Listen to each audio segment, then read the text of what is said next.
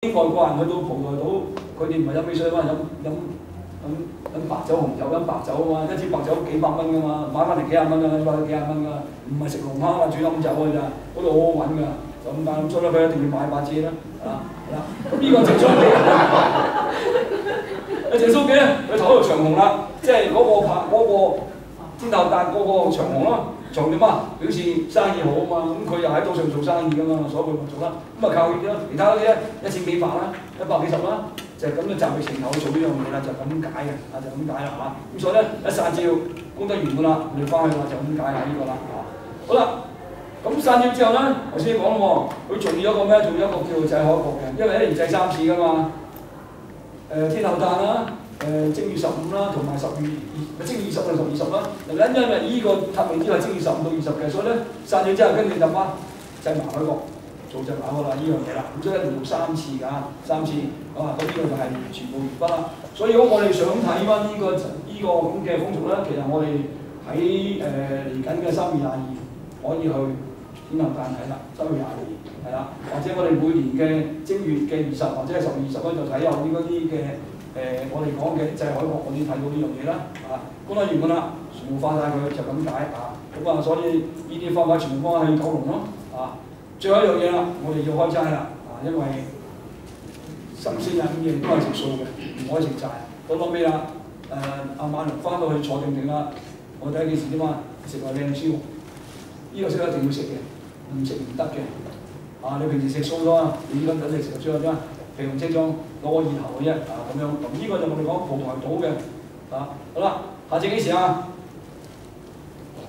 你知係咯喎，約定你咯喎，約定你自己去咯喎，到時揾埋我得，跟住我就好啲咁多嘅，因為老友幾多啊嘛，係嘛，知道好啲咁多，依日去，咁所以蒲台島有一個非常之得意嘅地方啦，我哋有啲人情嘅世故啦，咁而且蒲台島，我咁中意蒲台島，因為蒲台島嗰啲人佢係人情味好好嘅，儘管有拗撬。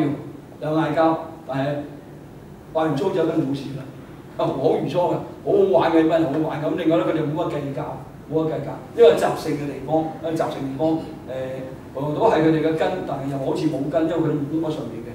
咁而家政府就點啊？因為蒲台島係而家我哋香港廿幾條村裏邊係廿幾條村冇水嘅其中之一，冇水冇電，冇水冇電。咁我哋曾經同呢個港燈都講過，港燈就話可以提供一啲嘅太陽能發電，所以島上而家有太陽能發電就係我哋學呢個噴氣茶座，咁佢有10塊太陽能板，咁塊板係佢自己賣嘅，3萬幾蚊買嘅，咁港燈提供啲技術支援俾佢，你裝太陽能板之後你有蓄電池㗎嘛，你要做㗎嘛，所以咁啊，所以蒲台島咧，我哋去上面咧，我哋飲嘢咧就千祈唔好度講價，因為點解啊？啲電好矜貴嘅，而家我哋喺呢度大家係過一人錢度電。佢哋為咗成4蚊一度電嘅，好貴，好貴啊！咁而家就好啲啦，因為而家咧有呢個人贊助嗰啲油渣咧，所以平啲啦。但油渣嗰啲係夜晚6點到第6點㗎嘛，日頭冇啊嘛，佢哋靠咩？就佢自己買嘅燈，自己入油去做燈車啦。仲有我哋蒲台島食嗰啲嘅海鮮名記咧，全部用自己發電機嘅，所以去蒲台島就唔好講價啦，俾人賺少少啦，我哋俾得起就咁解啊！咁另外蒲台島好多嗰啲咁嘅土特產。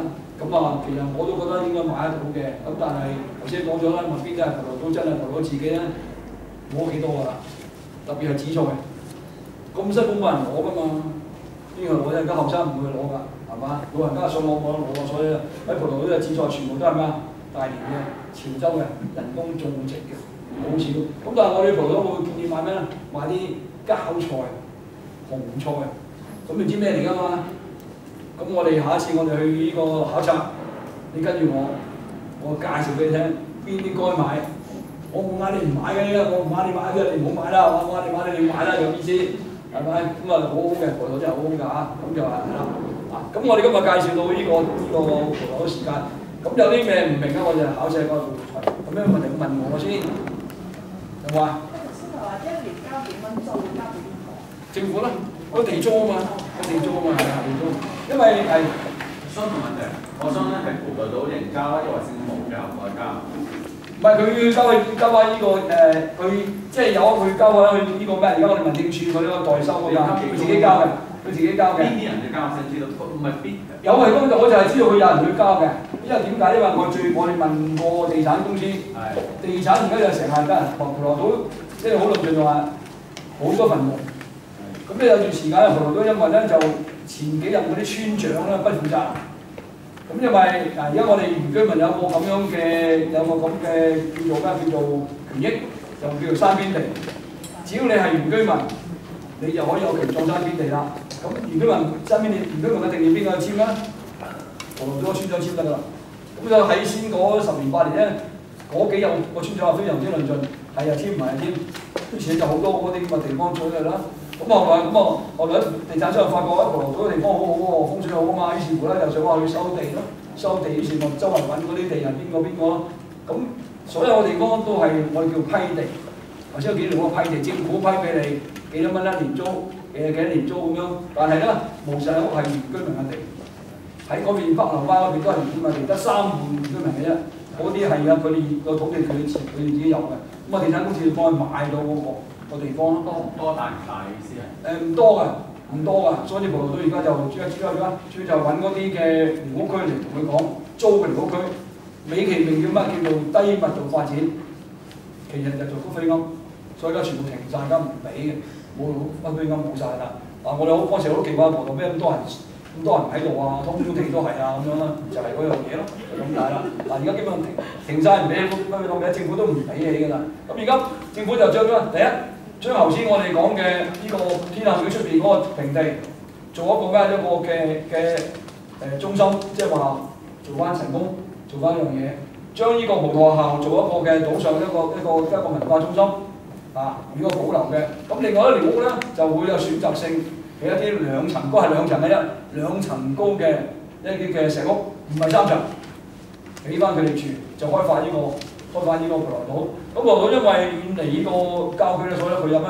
有好多人咧，好多蝴蝶同埋一個候鳥好多嘅，因為冇工業啊嘛，冇車啊嘛，冇船去啊嘛，好多蝴蝶咯，好多蝴蝶㗎，就咁解啦。最多係蝴蝶同埋一啲候鳥同埋一啲生草藥。咁另外就係石頭。咁但係我哋成日都講就話你葡萄島你要發展㗎嘛，頭先我哋講條路。咁而家我哋同葡萄島就講我哋起條路。咁起路就環保人士就覺得唔同意。話喺度一定要喐石頭啊嘛，喐石頭破壞咗嗰個地方咯，就咁。所以而家我哋喺度拗緊，喺度研究緊點樣最低限度嘅改變現狀，又令到村民有一個好嘅環境。即係如果何者有咩事，輪椅都推唔到出去㗎嘛，輪椅推唔到啊！我哋下一次我哋睇知啊，唔係唔可以用輪椅㗎，係。但係佢應該係屬於因為佢屬於離島水新界鄉議局嗰啲有冇資助啊？佢係屬於南丫南嘅。南丫南，咁政府資助就係睇嘅人口幾多嘛？你常住人口多唔多咧？所以嗰葡萄島而家係冇村長嘅喎，因為你常住人口唔夠10個啊嘛，即係成為選民嘅人口唔夠10個，你就冇村長啦。第一、第二個你冇原居，你係雜姓嘅，唔係原居民嘅，所以葡萄島係冇村長嘅。咁你嗰啲食地需唔需要向民政事務處嗰度登記？社員登記咧，所以佢喺個政府，佢入唔到政府個架構。即係話，我譬如話我每一個島都譬如我長洲、坪洲，我有個居民代表我去坪洲個鄉事委員會啊，或者乜委員會立葡萄冇啊嘛，佢只能靠一個當區個區議員，譬如佢屬於南丫南嘅，南丫南個區議員就代表佢哋去爭取權益啦。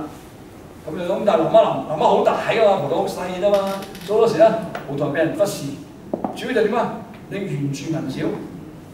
你原居民少，我點會俾你咧？咁但係葡萄島居民就話：你咁樣冇水冇電，我點樣翻去住咧？我夜晚上去唱機唱唔到啊嘛，睇電視睇唔到啊嘛，冇得冇娛樂啊嘛，點辦咧？於是有個矛盾咯。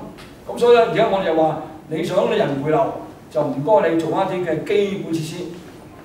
但政府就話：你冇人，我整基本設施邊個去享用咧？而家就諗樣嘢啫嘛，就咁解啦。咁所以一路拗緊㗎。頭先我哋講話點解葡萄島都冇2蚊街島啊，冇2蚊啊咁即係啲葡萄島嗰啲人，個老人家唔會出嚟嘅啫，即係我哋幫佢旅行嘅啫。咁就政府話街島係唔可以用公帑補貼㗎嘛，小輪可以用公帑補貼㗎嘛。咁我哋話唔係喎，同埋嗰小輪公司，同埋個碼頭，同埋個船，同埋嗰班水手，只不過呢邊向東就南丫島2蚊，向西葡萄島就向西南丫島2蚊，向東唔係2蚊，唔公平。但政府話唔得，除非改例，即係而家係咁樣嘅情形出嚟咯。咁而家葡萄一樣，東平一樣，我哋乜一樣㗎？就係咁解啊！呢個係一個我哋講一個結啊。而家點搞？要點揀？要馬去坐得傾咯。即係馬經理又冇得去拗啊嘛。總之我哋覺得而家葡萄島我哋就希望能夠通過旅遊去發展佢，因為好多人唔知葡萄島冇水嘅。即係而家開始而家政府就開始同意第一件事就係喺度做一啲嘅水井，試咗半年啦，佢哋開咗個井，半年之後都仲有水嘅，證明呢個水井係 O K 嘅。咁我哋做咗水井啦。第二件咧，起個廁所係冇水，係呢個旱廁嚟㗎。即係如果人多嘅話就堆積如山㗎。你知我講乜啦係嘛？人少就冇得人驚嘅。咁沖廁所水咧，就啲村民喺度攞下山攞落嚟好耐嘅啫。咁呢個就唔合理咯。你點樣發展旅遊啫？冇得發展旅遊㗎嘛。所以咁葡萄島你慢慢去做啦。希望即係我哋對葡萄島一個初步認識。所以葡萄島一個即係話完全係一個咩？係一個唔係一個遠離塵世嘅小島，佢係同香港好多關係。同香港做過好多貢獻，只不過隨住嗰個時代變遷，冇人攞魚啦，慢慢俾人遺忘咗嘅啫。但係裏邊好多古物嗰啲同香港有關係嘅嘛，就咁解啦，係嘛？希望我哋下一次我哋去一個嘅葡萄島實習，就更加多啲咁多，好嗎？好。可以將多成平時資料俾老師做教學冇問題㗎，我哋同翻學校攞咧，咪成個包喺度嘅，冇問題嘅。咁其實就因為呢啲都係天下文章。一大抄嘅啫，我哋歡迎採用冇問題嘅。咁但係有啲個別白書，我哋見到一啲嘅咩借黃海圖嗰啲就可能係有個版權咯。咁但係如果淨係喺學校教學嘅問題唔大嘅。呢個幫一幫或者問翻你，但係我用文字版俾你哋都得嘅，冇問題。歡迎採用啊。咁有咩唔明我哋